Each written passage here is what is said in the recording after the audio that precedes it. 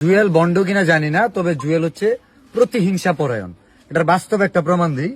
এই যে দেখো বইটা, একটু ভালো করে দেখো, দেখলে বুঝতে পারবা ও যে প্রতিহিংসা পরায়ণ। এটার আমি প্রমাণ দিয়ে দিয়েছি। বাম হাতে একটা ধর্মীয় বই আর ডান হাতে দেয়া হইতেছে চুদলিং পং। বুঝতে পারতেছেন? ও প্রতিহিংসা পরায়ণ।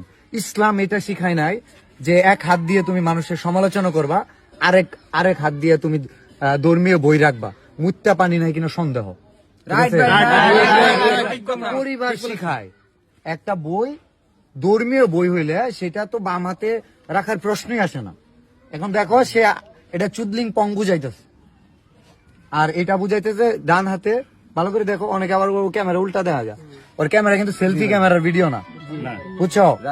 চুদলিং পং করে দিলাম। Thank you. ধন্যবাদ ভাই।